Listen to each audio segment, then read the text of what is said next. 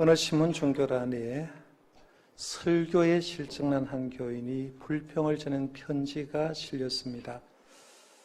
이 교인이 평생 교회를 다니면서 예배에 참석한 횟수를 계산해 보았더니만 자신이 들은 설교가 한 5,000편 정도가 된다고 합니다.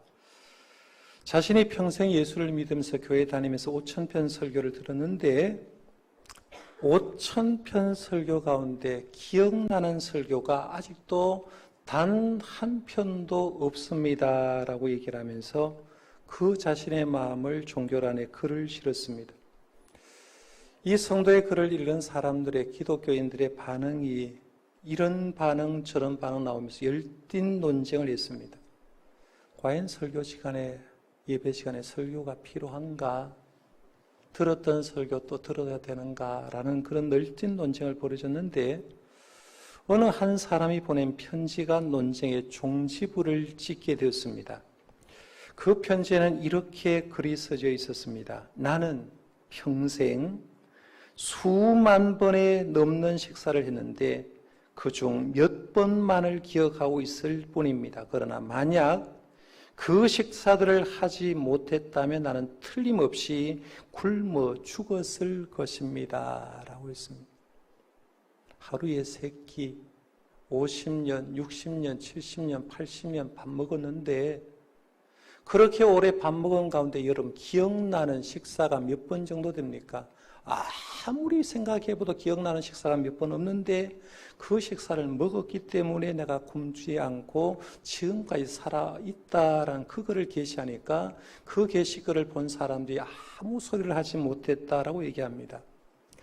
교인들이 별일별 교인들이 다 있습니다. 설교를 하면 설교가 은혜된다, 설교가 좋았다, 설교가 안 들린다, 설교 시간이 지루하다라는 사람도 있습니다. 사실은 설교에 대한 반응뿐만 아니라 목회자에 대한 반응도 어느 시대나 극과 극으로 바뀝니다. 참 목사님이 좋다, 목사님이 세상적인 것을 바란다, 욕심이 많다라고 얘기하면서 자기 기대치를 쭉 얘기하면서 성도들의 반응을 보면 어느 시대나 극과 극으로 바뀌는 걸 보는데 오늘 본문 말씀도 가만히 바라보면 천국을 바라보고 외로움을 달리고 있는 사도 바울이 에베소에 목회하고 있는 디모데 목사에게 개인적인 부탁을 쭉 하면서 내 현재 사정이 이렇다라고 얘기하는 그런 부분입니다. 그동안 로마서의 말씀을 들으면서 사도 바울에 대해서 엄청나게 많이 생각했습니다. 그동안 들은 사도 바울의 이미지는 얘기할 때 사도 바울은 담대하다 이런 생각하지 않아요. 누구 앞에서도 담대한 모습. 사도 바울은 참 매력적인 사람이다.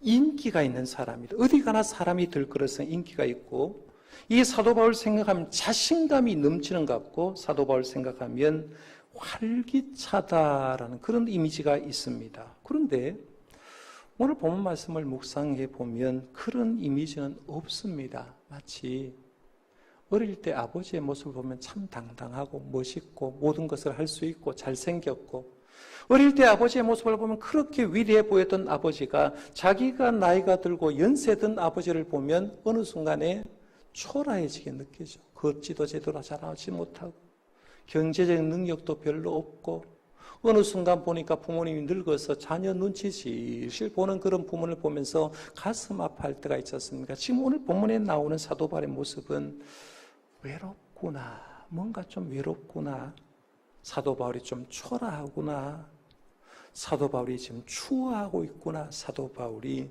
쓸쓸해하고 있구나라고 생각됩니다.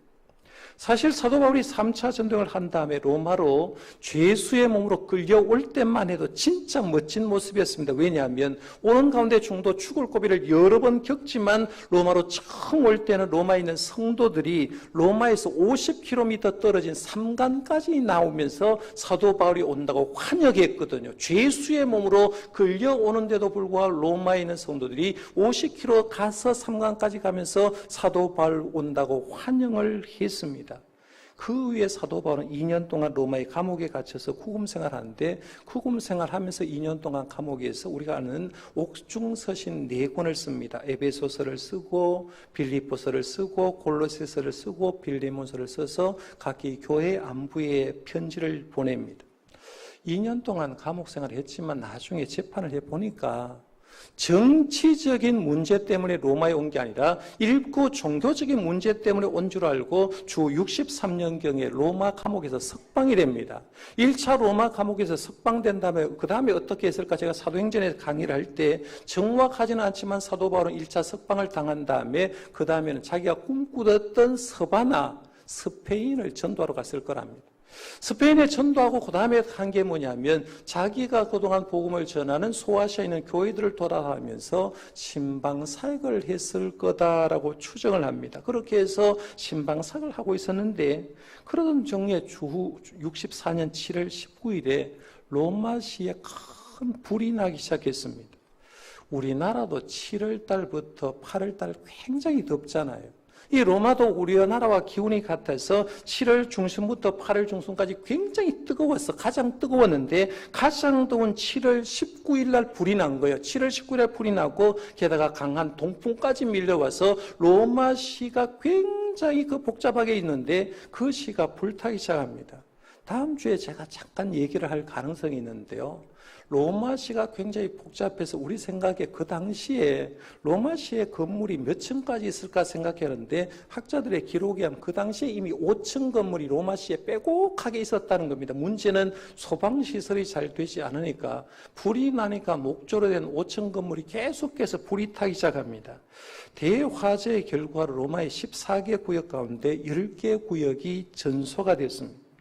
로마에 불이 났을 때 로마 황제 네로는 로마에서 100km 떨어진 자기의 고향이었던 안지움 별장에 있어 있는데 네로 황제는 불이 났다는 소리를 듣고 급거 로마시로 들어오게 됩니다.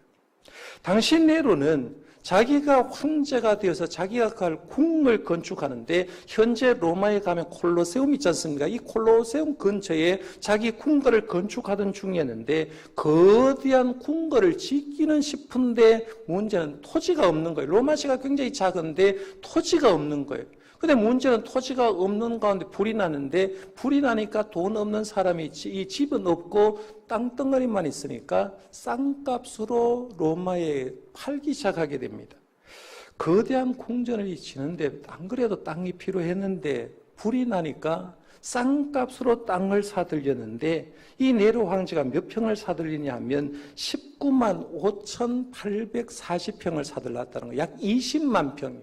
20만 평을 굉장히 싼 값으로 사들였으니까 로마 황제 네로의 입장에 보면 예기치 않은 행운이 온 거죠. 불이 잘 났는 거예요. 그 행운 때문에 싼 값으로 땅을 사들였는데 가난한 사람의 입장에 보면 집 날리고 땅은 싼 값에 하니까 가난한 사람의 입장에는 피눈물이 나는 사건이 벌어진 겁니다. 문제는 네로 황제는 행운의 사건을 거치지만 이 행운이 오래가지 못해서 유언비어가 나돌기 시작합니다.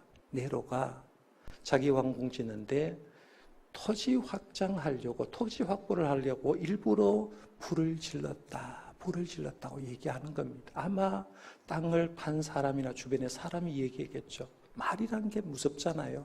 소문이란 게 무섭고 민심이 무서운데 한 사람이 그런 얘기하니까 옆에 사람 또 얘기하고 또 얘기하고 또 얘기하니까 로마시에 있는 사람들이 전부 다 입에서 뭔 얘기하느냐 하면 네로 황제가 불을 질렀다. 이유는 궁궐 짓기 위해서 땅을 확보하기 위해서 불을 질렀다라고 얘기를 합니다. 유언비어가 눈동이처럼 확대되니까 자기가 불을 질렀지 않은데도 불구하고 네로 황제가 이 사건을 어떻게 수습하면 좋을까 생각하다가 희생 제물을 하나 삼아야 되겠다라고 생각한 거예요. 여러분 지금도 한번 잘 보세요. 대통령이 무슨 잘못해놓고 내 탓입니다라고 한 거 들어본 적 있습니까?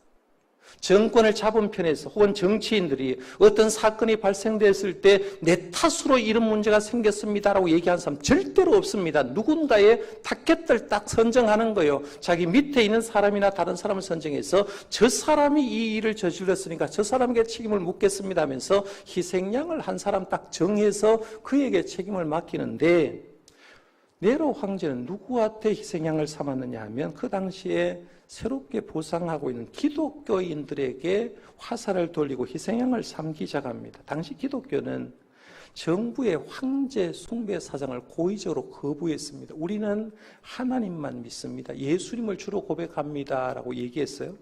노예 제도 인정하지 않았습니다. 그리고 예수 믿는 사람 가정교회를 위해서 똘똘 뭉치는데 예수 믿는 사람 한 주일에 한 번씩 모여서 똘똘 뭉치니까 이 네로 황제가 볼 때는 기독교인이 굉장히 무서운 세력이어서 기독교인에게 희생양을 삼고 그 모든 책임을 묻기 시작합니다. 그러니까 네로 황제는 미운 기독교의 희생양을 참으면서 제일 먼저 한 게 뭐냐면 기독교 지도자를 잡아들이는 겁니다. 지도자를 잡아들이는데 아마 1, 2년 어간 지난 다음에 주 67년 어간에 그때 사도 바울과 베드로가 잡혀 들어가서 순교한 이유도 그 때문이라고 보게 됩니다.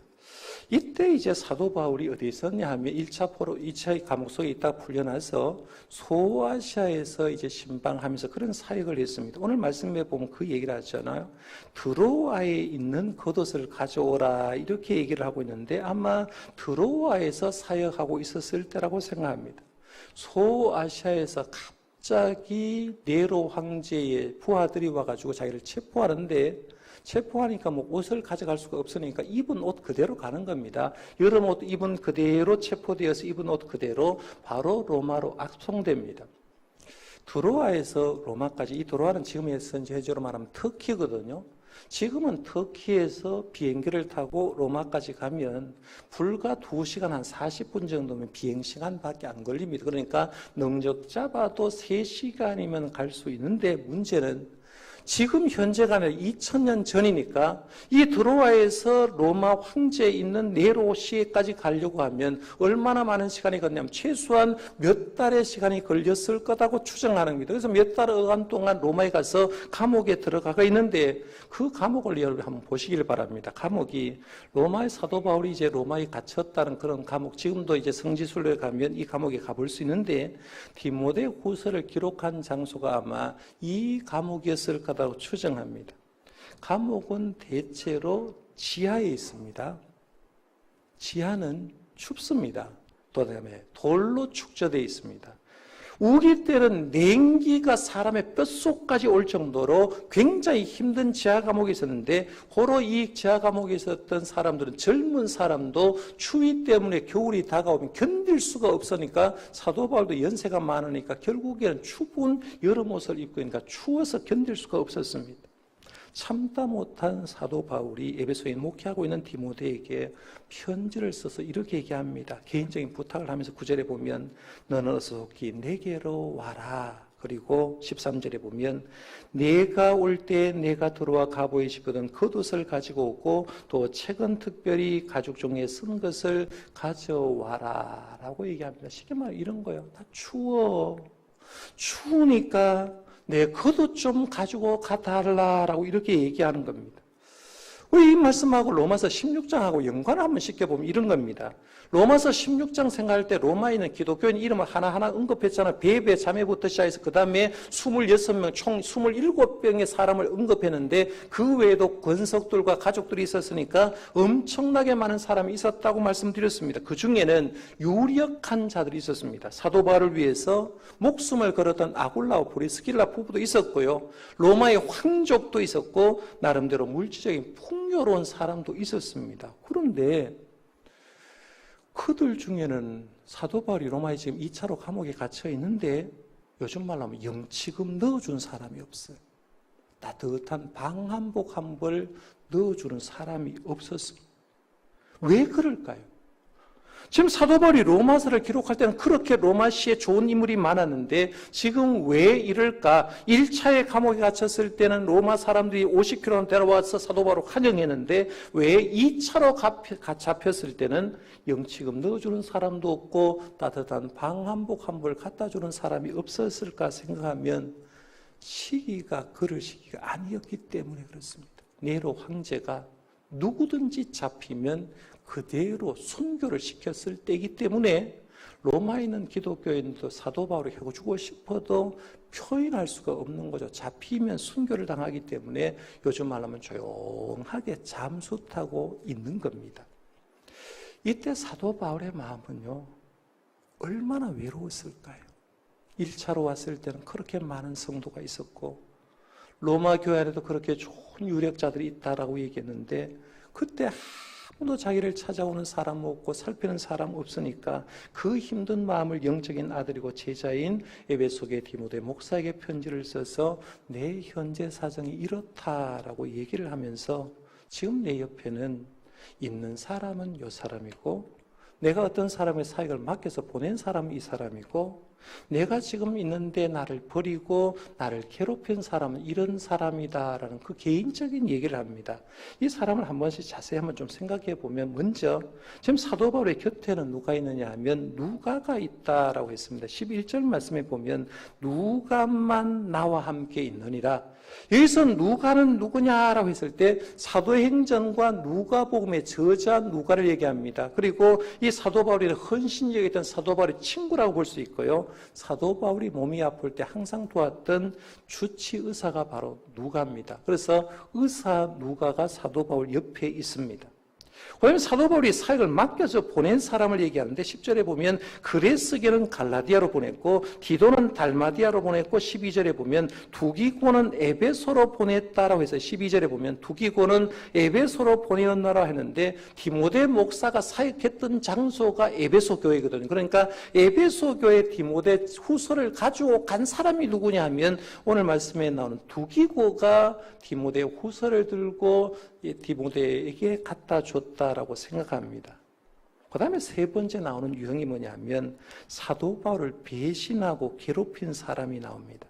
데마가 처음 나오죠. 10절에 보면 데마는 이 세상을 사랑하여 나를 버리고 데살로니가로 갔고라고 했어요. 데마는 사도 바울의 친척 중에 한 사람이었고요. 1차 로마 감옥에 있을 때까지만 해도 이 데마는 사도 바울을 굉장히 도와줬던 사람입니다. 그런데 네로 황제가 기독교를 박해하고 찬바람이 불자 그동안엔 천국을 소망하면서 사도 바울의 말을 듣고 사도 바울을 따랐는데 어느 순간 내가 사도 바울을 따고 예수님을 따르는 순간에 내가 죽겠다 싶으니까 믿음을 포기해버린 거죠. 천국의 고향을 포기하고 사도 바울 포기하고 육신의 고향이었던 데살로니가로 가버립니다. 그래서 자신의 고향이 아마 데살로니가 같은데 데살로니가로 갔고라고 말하면서 천국의 소망 버리고 사도 바울 버려버리고 믿음을 포기하고 데살로니가 가서 중도 포기하고 거기서 배신자로 살게 됩니다. 그 다음에 알렉산더가 나오는데요. 14절, 15절 말씀에 그 얘기합니다. 우리 같이 한번 읽어볼까요? 14절, 15절 시작. 구리 세공업자 알렉산더가 내게 해를 많이 입혔으며 주께서 그 행한 대로 그에게 갚으시리니 너도 그를 주의하라. 그가 우리 말을 심히 대적하였느니라. 아멘. 사도 바울이 말한 대로 알렉산더는 구리뿐만 아니라 금속을 세공하는 사람이었어요. 원래 신자였습니다. 원래 신자였는데 어느 순간 배교를 하니까 교회에서 제명을 받았어요. 교회가 제명을 하니까 그 화살을 누구한테 돌리느냐 하면 교회 책임자였던 사도 바울에 돌리는 거예요. 그러니까 여러분 신앙생활 하다가 신앙생활 조금만 어긋나고 교회에서 사랑받지 못하면 그 화살을 지금도 목회자에게 돌리는 사람이 굉장히 많은데 이 알렉산더가 그런 사람이었습니다. 그러면서 자기가 제명을 당한 다음에 화살을 돌리는데 사도 바울의 화살을 돌리고 사도 바울이 설교를 하기만 하면 방해짓을 하는 거예요. 굉장히 어렵게 하고 그래서 사도 바울만 힘든 게 아니라 디모데 목사에게도 힘들게 할 가능성이 많으니까 디모데 목사에게 너도 그 사람 조심해야 된대, 주의해래라고 얘기하는 겁니다. 그 다음에 사도 바울에 있는 주변의 사람들도 사도 바울을 버립니다. 16절에 보면 그 얘기합니다. 내가 처음 변명할 때 나와 함께한 자가 하나도 없고 다 나를 버렸으나 그들에게 허물을 돌리지 않기를 원하노라 했어요. 이 로마의 법률 체계에 의하면 피고발자는 두 번에 걸쳐서 신문을 당하는데 오늘 본 말씀에 보면 처음 변명할 때라는 말이 나와요. 그러면 두 번째 변명할 때가 있다는 말이거든. 전제가 하는 거예요. 그러니까 로마시에서 어떤 재판을 받고 죄를 받으려면 두 번의 변명의 기회가 있다는 거예요. 첫 번째 변명은 내가 지금 죄가 있는지 없는지를 변명하는 거예요. 그래서 죄가 있으면 두 번째 재판에서 이 재판에 상소를 하고 고소를 하게 되는데 사도 바울이 지금 로마의 감옥에 갇혔는데 첫 번째 변명을 해야 될 거 아니에요. 나 죄가 없다라고 얘기하면 로마에는 기독교인들이 와가지고 사도 바울 죄가 없어요. 사도 바울은 아무 죄가 없어요. 그리고 그렇게 얘기를 해주는 사람이 있어야 될 거 아니에요. 그런데 교회 생활을 하면서도요, 내가 아무리 못나도 내 편 들어주는 사람이 필요합니다. 여러분, 가정이 중요한 게 그렇잖아요. 아버지, 엄마가 왜 중요하냐면 내가 나쁜 짓을 해도 아버지, 엄마는 자식 편이거든요. 그렇게 편을 들어주는 거예요. 교회 생활하는데 예를 들어서 우리 교회 300명의 교인이 있는데 한 명도 내 편 아니다고 생각하면 얼마나 쓸쓸하겠습니까? 지금 사도 바울은 자기가 로마에 갇혀서 잡혀 들어갔는데 자기를 위해서 죄가 있는지 없는지를 묻는 첫 번째 변명을 하는데 나와 함께한 자가 있다 없다요? 하나도 없다. 하나도 없다. 그러면서 다 나를 버렸다라고 얘기를 합니다. 이 말에서 사도 바울의 가슴에 씁쓸한 마음을 여러분 읽을 수 있어야 됩니다. 그렇지만 사도 바울은 스데반처럼 예수님처럼 그들에게 허물을 돌리지 않겠습니다라고 얘기를 한 겁니다. 사도 바울에게는 끝까지 곁에 있는 사람, 사명을 감당하러 옆에 간 사람, 그리고 잘 따르다가 어느 순간 힘드니까 배반하고 괴롭힌 사람도 있어요. 이건요, 사도 바울에게만 있는 게 아니라 지금 목회자도 있을 수 있고 여러분이 신앙생활 할 때도 마찬가지입니다. 여러분을 끝까지 좋아하는 사람도 있고 어느 순간 자기의 이익을 위해서 배신하는 사람도 있고 떠나는 사람도 있습니다. 그때 중요한 것은 그들에게 동요되지 말고 그 모든 사람을 주님께 맡기고 여러분은 주님 원하신 길로 그냥 뚜벅뚜벅 믿음의 길을 걸어가시기를 바랍니다. 이게 주님이 원하시는 음성이에요. 자, 그럼 이제 오늘 본문의 핵심 부분을 가지고 한번 생각해 보겠습니다. 사도 바울이 디모데 목사에게 목회자로 갖추을 걸 앞부분으로 쭉 얘기한 다음에 오늘 이제 세 가지 개인적인 부탁을 하는데 첫 번째 부탁이 뭐냐 하면 겉옷을 좀 가지고 오라고 했어요. 아까 생각했습니다. 13절 상반절에 보면 내가 올 때 내가 들어와 가보의 집에 둔 겉옷을 가지고 오고라고 해서 겉옷을 좀 가지고 와라.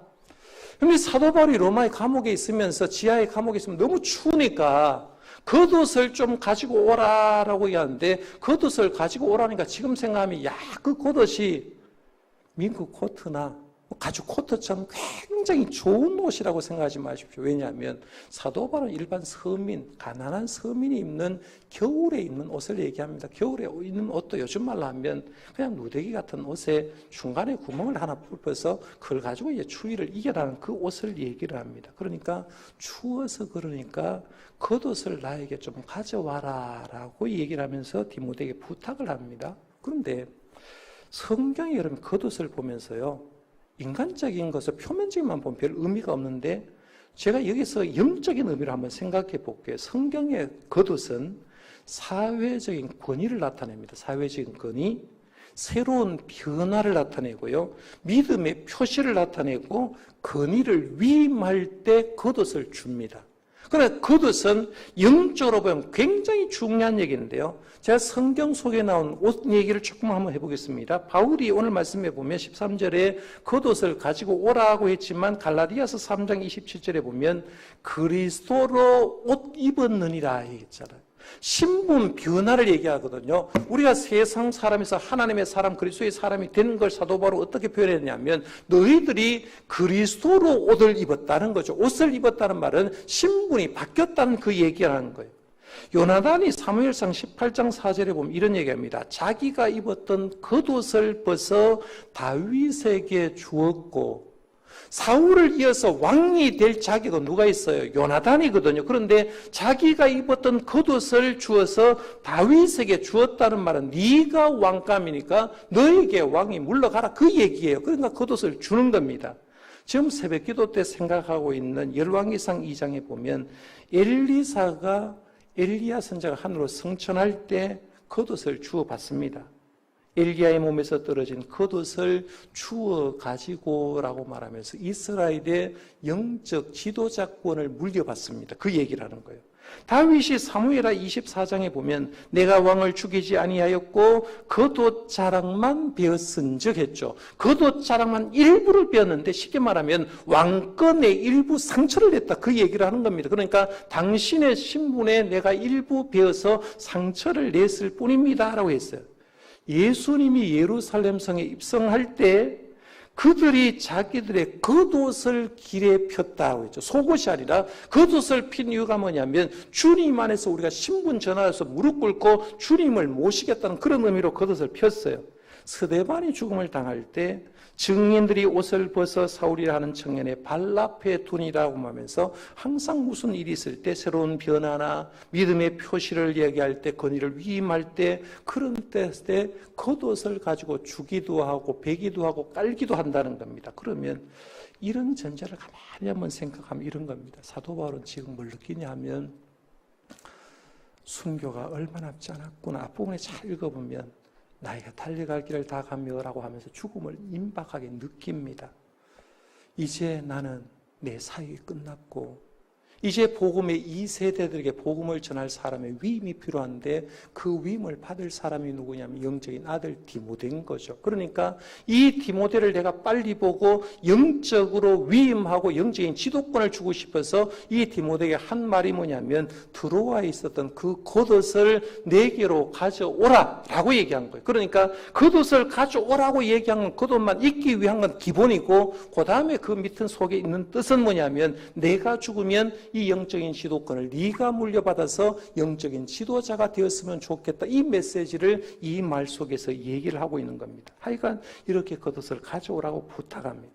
두 번째는 뭘 가져오라고 했어요? 겉옷을 가져온 다음에 13절에 뭘 가져오라고 했어요? 책을 가져오라고 했어요. 한번 잘 보십시오. 13절 하반절에 보면 또 책은 특별히 가죽 종이에 쓴 것을 가져오라 했어요. 가죽 종이에 쓴 것.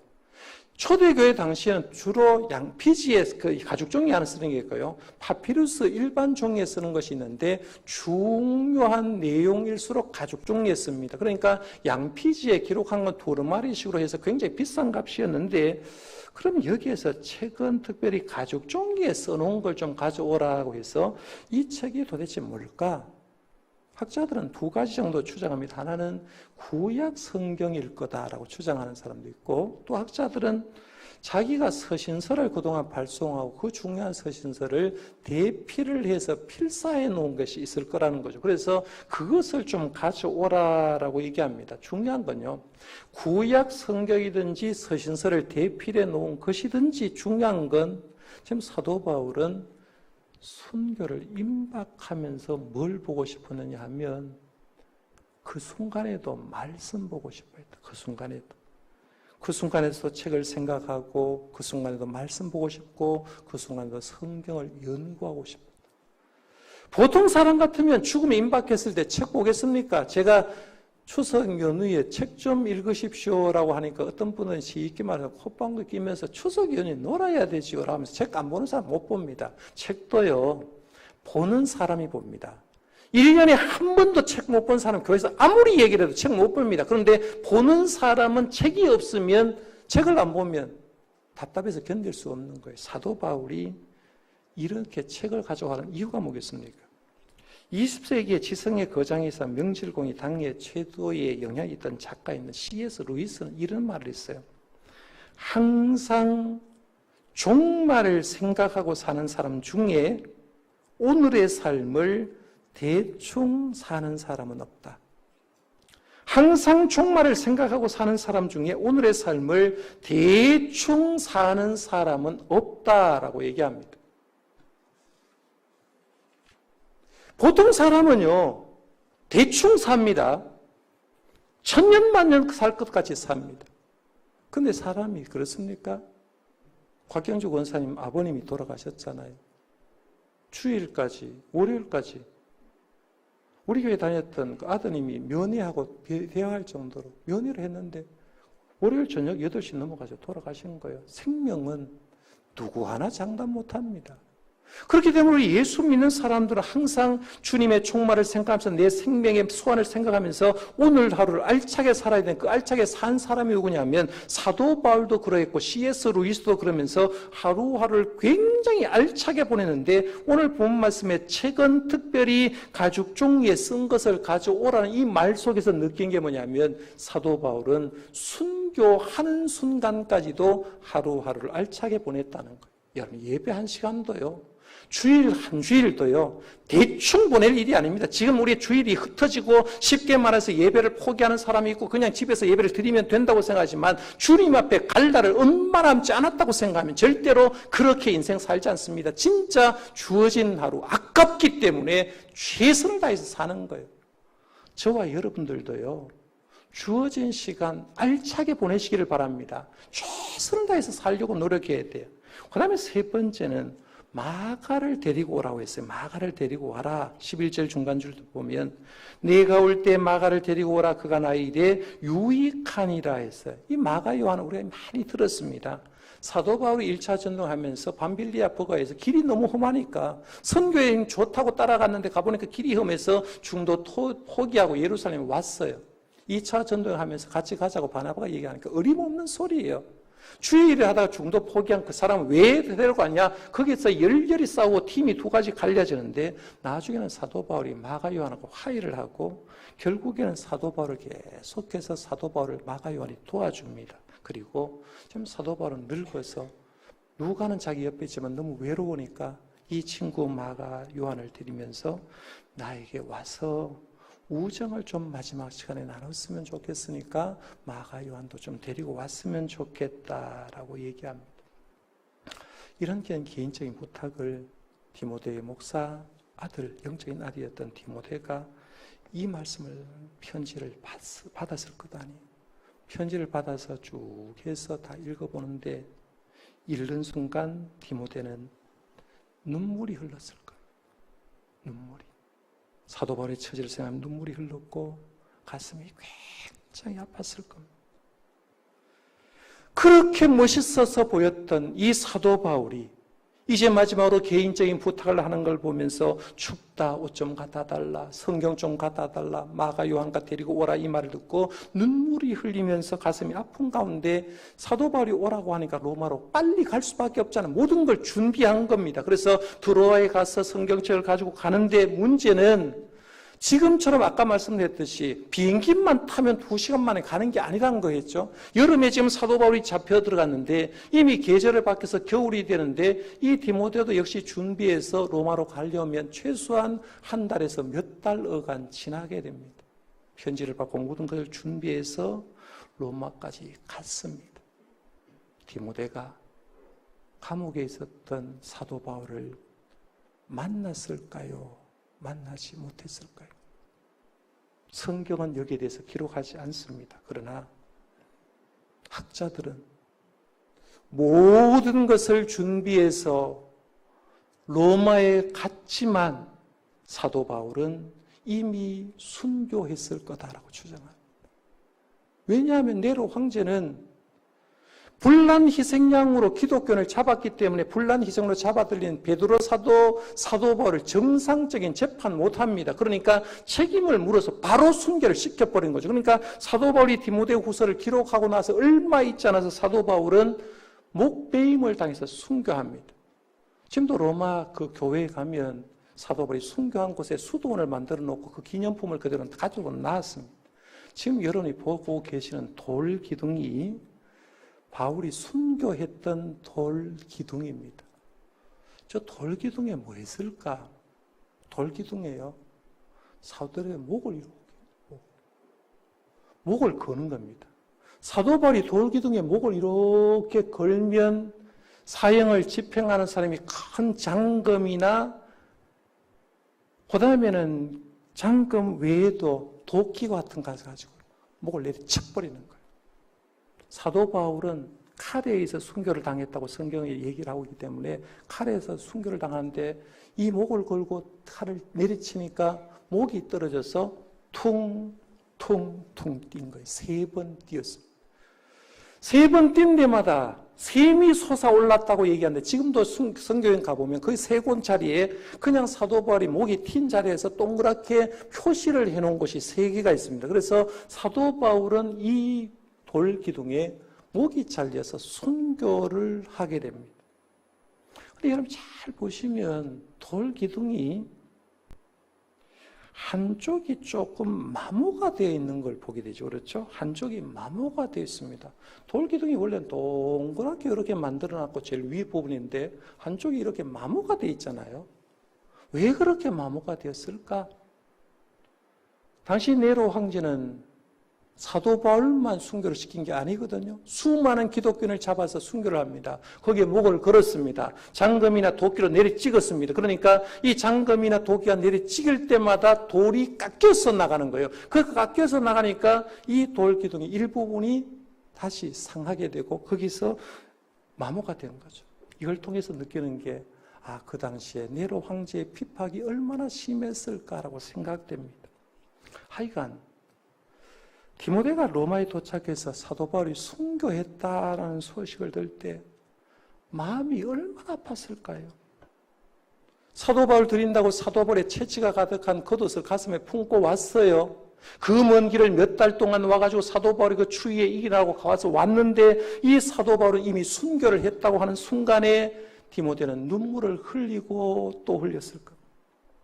자기의 스승이었던 사도 바울의 마지막 가는 걸음을 지키지 못했다는 후회감도 있었을 거고 옥중에서 떨고 있는 그 사도 바울을 지키지 못하고 그냥 버려두었다는 자괴감도 그 속에 들었을 겁니다. 그런데 오늘 보면 18절 말씀에 보면 안타까운 디모데의 마음을 위로해주는 사도 바울의 글이 이어집니다. 한번 보십시오. 18절에 주께서 나를 모든 악한 일에서 건져내시고 또 그의 천국에 들어가도록 구원하시리니 그에게 영광이 세세 무궁토록 있을지어다. 아멘 하고 있습니다. 사도 바울은 디모데 후서를 기록하고 얼마 있지 않아서 순교를 당하는데 자기가 외로운 처지를 얘기하고 디모데에게 개인적인 부탁을 다 해놓은 다음에 내가 이렇게 외롭고 힘들지만 이 모든 악한 길에서 주님께서 날 건져줄 거고 나를 어디에 천국에 들어가도록 구원해 줄까는 확신이 있는 거예요. 그러니까 이 말을 기록한 거죠.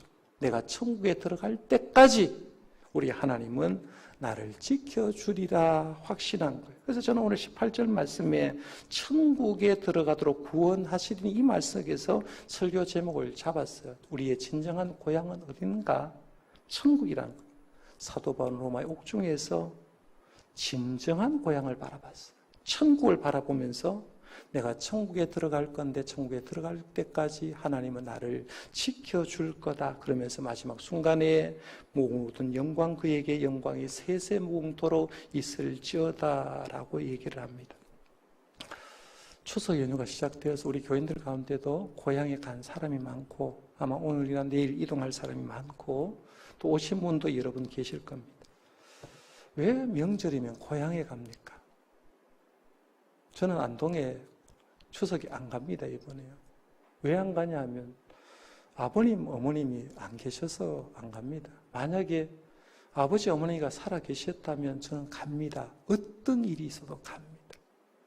고향에 가는 이유, 본가에 가고 처가에 가고 시집에 가고 친정에 가는 이유가 뭡니까? 거기에 가면 날 환영할, 내가 어떤 짓을 했든지 날 환영할 부모님이 계시기 때문에 가고 형제들이 있기 때문에 내가 가면 환영해 줄 사람이 있기 때문에 길이 좀 힘들어도 가는 겁니다. 우리가 가야 될 천국도 어떻습니까? 가는 길이 쉽습니까, 여러분? 예수 믿고 곧바로 천국 가면 좋겠는데 예수 믿고 가는 걸음이 어렵습니다. 코로나 통해서 또 힘들고 이런저런 어렵습니다. 그러나 그 길 가면 거기에는 하나님이 두 팔 벌려서 우리를 환영할 거예요. 그렇죠? 천군 천사들이 환영할 거고 믿음의 선배들, 먼저 예수 믿었던 사람이 손 내밀면서 우리를 환영하니까 우리가 가야 될 곳이 어디냐면 하늘나라 천국입니다. 가는 길이 어려워. 오늘 말씀에 보면 대만한 중도에 포기했습니다. 사랑하는 성도 여러분, 믿음 생활 만만치 않습니다. 대마처럼 포기하지 마시기를 바랍니다. 오늘 말씀에 사도 바울처럼 인내하면서 진정한 고향 천국에서 영원한 기쁨을 누리시는 저와 여러분들 되시기를 바랍니다. 기도하겠습니다.